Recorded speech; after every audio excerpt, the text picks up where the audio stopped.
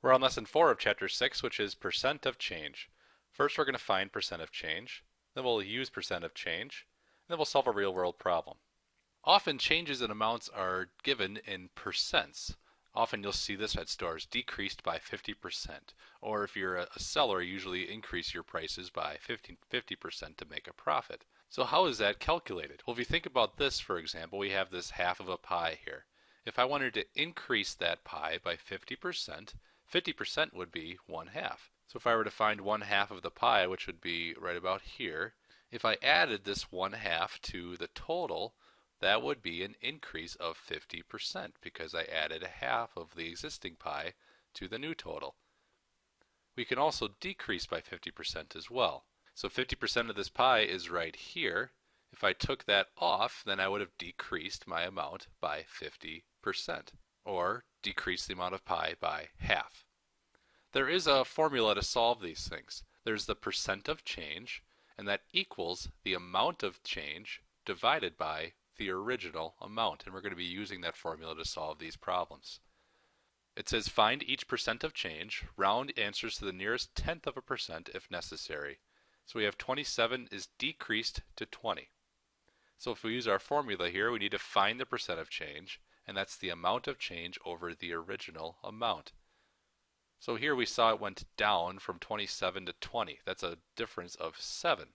Then the original amount was the first one here because that's the one that got changed. So we would say 7 over 27. We'll do P for percent change equals 7 divided by 27.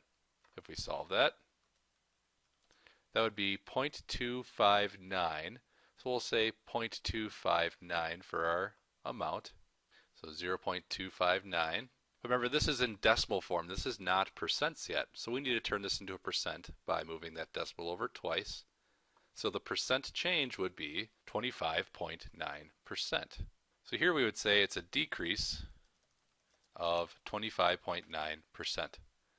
Here we have 32 is increased to 67. Let's look at our formula again. Percent of change equals the amount of change on top, the original amount on bottom. So the original amount on bottom is a 32. On top, it went up 35, so we're going to say 35. So 35 divided by 32. So we do 35 divided by 32, so it's 1.09375. So if we write that in there, 1.09375. Remember, we have to turn this from a decimal into a percent. So move that over twice. And that gives us 109.375. Remember, it says round to the nearest tenth, so we'll do 109.4. So we would say it was an increase of 109.4%. Here we're going to use percent of change to solve a problem. The regular price of an MP3 player at TechSource is $79.99. This week, the MP3 player is on sale for 25% off. So what is that sale price? So we know the percent of change here, 25%, and we know the original amount. We can use this formula to find the amount of change. So we know it's 25%.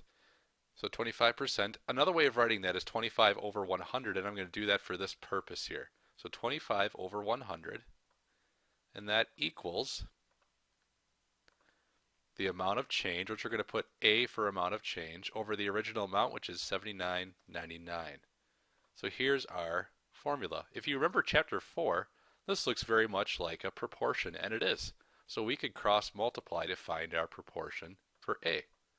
So we'd have A times 100, so 100A equals 25 times 79.99. So 25 times 79.99 is 1,999.75. So 100A equals this amount. Divide both sides by 100. And that would give us 19.9975. If we're talking dollars and cents, we would round this last 9 pennies up to 10, which would make this $20. So the amount of change is $20. I am not done yet though. I found the amount of change. It says what's the new price. If I got this for $20, that'd be a steal. It's $20 off. That means I have to take the original price, $79.99, minus the $20, and that would give me the new price. So $79.99 minus the 20 would be $59.99 for the new price. So that would be the sale price, not the $20. We found the amount of change, remember, and then we took that amount of change off of the original. It says a boutique buys hand-painted t-shirts for $12.60 each and sells them after a price increase of 110%. What is the retail price of the shirts? So here, once again, it gives us the percent of change and the original amount. So first we need to find the amount of change, the price increase. Then we need to add that to the original amount to solve our problem. So the percent of change is 110%. We could do 110 over 100. And then we know that equals the amount of change, which we'll press A for amount of change, and then 1260 for the original amount. We could treat this like a proportion and cross multiply. So 100A equals 1260 times 110. 1260 times 110 would be 1386. So 100A equals 1386. Divide both sides by 100. 1386 divided by 100 is 13.86.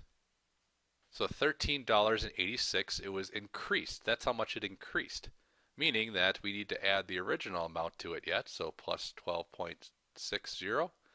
And that's going to give us our total amount they sold the shirt for. 13.86 plus 12.60 is 26.46. So $26.46. That would be the total amount they sold it for. That's how much it changed. That was the original amount, and here's our new total.